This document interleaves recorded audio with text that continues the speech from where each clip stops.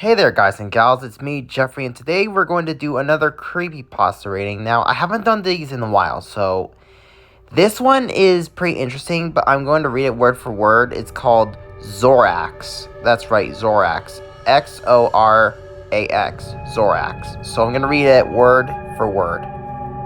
So, yeah, let's get reading to the story called Xorax.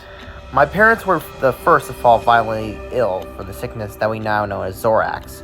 I could vividly recall my father lying on his bed while his muscles spazzed and he choked on his own vomit. I stood on his side, frozen in place, refusing to leave as I held back sobs in his pupils dilating until his own eye was like an inky blackness. He tried to speak, only turning his head towards me, only to bring forth another torrent of vomit. I remembered saying something, but that detail lost on me now. I remembered staring into his glazed eyes as his shuddering became less pronounced. And he was very suddenly very still. I let out a wail and ran into my room, unprepared and unwilling to face the truth. My mother was the first to go, then my older brother, who had just turned 17, and then my father. I had not considered that I could have caught the disease myself, if it was in fact contagious. I just thought myself lucky, though tragically lucky at that. I fell asleep in the corner, huddled in the blanket that previously kept my mom warm. Her perfume made the putrid aroma somewhat tolerable, perhaps just enough that I could drift off to sleep. I remember a persistent banging next, a series of muffled inquiries from the opposite side of my locked door. They were shouting for survivors, looking around for anyone who was still alive despite the breakout. I rushed to the door and unlocked it to face what I would identify as the quote-unquote the day crew. The faces were obscured by large gas masks fitted with some sort of capsule on either side of the cheeks. The breathing was slow and monitored. The voices were nearly impossible to hear outside of their mechanical wheezing. They were covered from head to toe in black regulation hazmat material with orange text reading Day Crew on the backs. They ordered me out into the main hall, where I managed to catch sight of 14 other people around my age being told directions and followed in a line up. Once the entire group had been examined, we began our trek out into the streets, which was a vision of chaos and destruction. We had heard the noises of looting and desperation from the homes, but we hadn't ventured out into the outside world for weeks in fear of catching the sickness ourselves. There was even more day crew that were burning the, bodies that had fallen into the streets, trying to purge the earth as they kept the distance from the resulting fumes, which I assume these fumes were very toxic. We were silently ushered into the back of a large truck that took us to the south, away from the cities and suburbs and into a dense growth of the forest. When the van came to a screeching halt, the doors swung to reveal more day crew who ushered us into a forest clearing.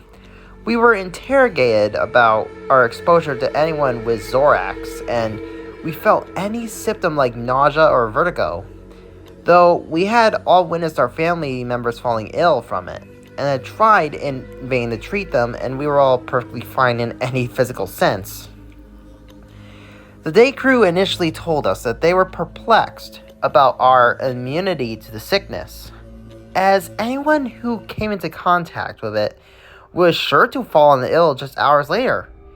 So it was just a shock to see some of us had been living in this nightmare for weeks on end. As they administered more tests and asked more questions, however, we told us about the immunity that was tied in with a special hormone cell that the disease was using to compromise the immune system. And since we were all too young to have properly developed it, it was unable to make us fall ill. We were told that the day crew wanted to study us, that we would live under the cover of the forest in quarantine. We would hope that they would get a cure from our group that could use to heal the world and get rid of the Xorax disease forever. They tried their best to sound positive in light of the situation, but it was obvious that even though they were doubtful in their efforts, and that there was no guarantee for any of the tests to follow through, we still had to keep the mood optimistic, and they also promised us that we would save countless lives with our efforts. They built a secluded village in the woods, providing us each with a makeshift house carved into the tree trunks around the areas. I was led to a simple tree house that had a single bed on the far end and a table in the middle. We were told the first thing the next morning that we were going to have our blood taken, so we weren't allowed to eat anything until then. I was fine with that. I hadn't been hungry for days. The image of my father, and brother crowded my thoughts instead. I didn't get much sleep either. The forest was chirping with crickets, and the muffled bickering of the night crew kept me up in early hours. We were woken the next day and filed into a single line up to have the blood drawn. While the meals were prepared for us, we were told that we would have to receive a vaccination that would prevent us from progressing through life to preserve this hormone that might lead to a cure. It was never elaborated on what at the time was going to happen. We were never able to grow up, but it was unlikely to live beyond the first few hours of infection, never mind the next few years, so this form of adulthood was seen as a necessary sacrifice. This continued for a few weeks. We would continue to receive vaccinations and assured that a cure would soon arise, but times were getting really desperate, and I took to listening in to a muffled conversation of the night crew during the night. It became easier to make out what they were saying over time as they sat beneath my bedroom window next to a crackling fire. I discovered that our encampment was the only one of the many in the surrounding area, and that they deduced that Xorax originally came from the sea to the west. They passed around horror stories of the people that lived by the shore were hit the worst, that they had gone completely pale and were about to sprout growths off the elbows, hips, and toes. They had to keep constantly hydrated or else their skin would begin to flake and peel.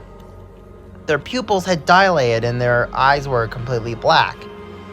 Like almost kind of like black like Sonic.exe, but at this bit I thought back to my father sitting on the couch and wreathing in pain.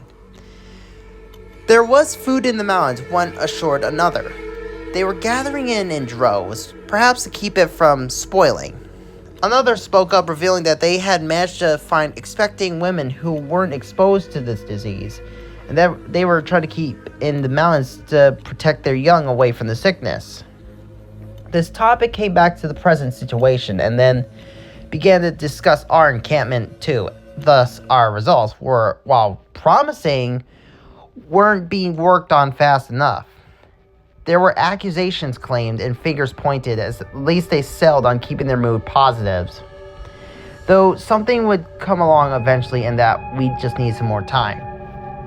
Discussion drifted back to the horror stories of the West Coast.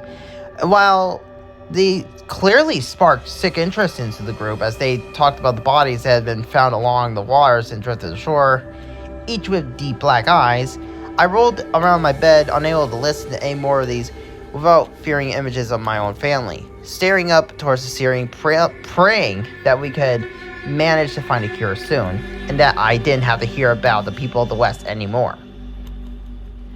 It had been nearly a month of testing when something went wrong. A few short hours after our latest vaccination, several of the people began complaining of distorted vision. While they could see trailing lights in the air making their way across the plains, while their faces were covered in their own masks, I could sense the worry that they played out against their faces.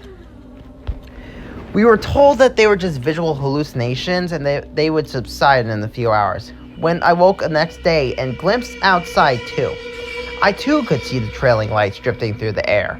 They forbid anyone to discuss these lights any further, though it was clear that everyone could see them now. As we lined up to have the blood drawn, one of the day crew became terribly ill and began to throw up through his gas mask. In the frenzy of panic, we were ordered back into our homes as they led this sick member away into the woods. We would be told to come out and organize ourselves in a line for decontamination. After covering everyone in a chalk-like substance, they began to scrub away at it with some foul-smelling liquid, until they were assured that it was safe to be dealt with once more. This procedure would become part of our daily regimen, and that's how we started calling it the Scrubs, rather than their official titles. We were disillusioned, and it was obvious that they were as well.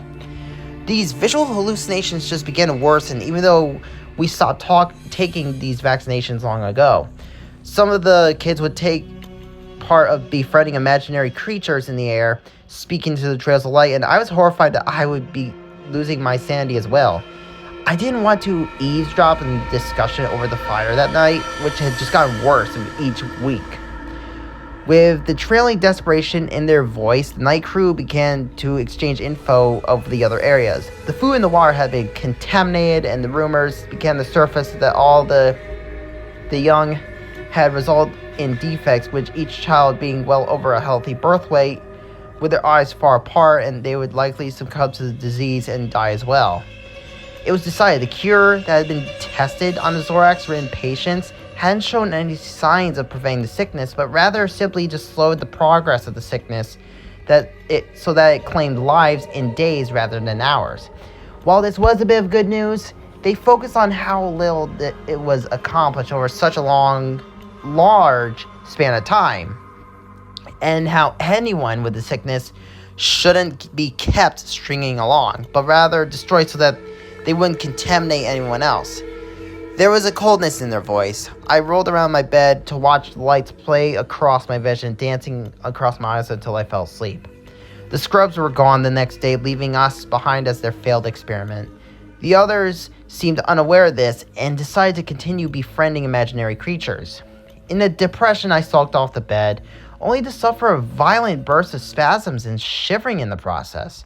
I drifted in and out of sleep that night, having one reoccurring nightmare from another. When I awoke, I heard something pass through my doorway, something that couldn't possibly be there. Rolling over, I reluctantly looked up into the air to watch a trailing ball of light float around my house before descending towards my bed. "Hello, Link. Wake up. The great Deku Tree has summoned you." Damn, I did not expect this to be a Legend of Zelda creepypasta, guys. Now, cliches aside, there was no blood, so that is really good, but I did not expect this story just to go from that, like from a disease. I thought this was gonna be like one of its own creepypasta, but when it turned out that at the end, with the fairy waking Link up, that this was actually, I think this is meant to be like a prequel to the Legend of Zelda series. So it's like, that is something I did not expect. So yeah, that's the story of Xorax. It's the prequel to the Legend of Zelda series for some reason. And feel free to like, comment, share, subscribe. This is Jeffrey Samborski signing out, and I gotta get back to reading these stories, man.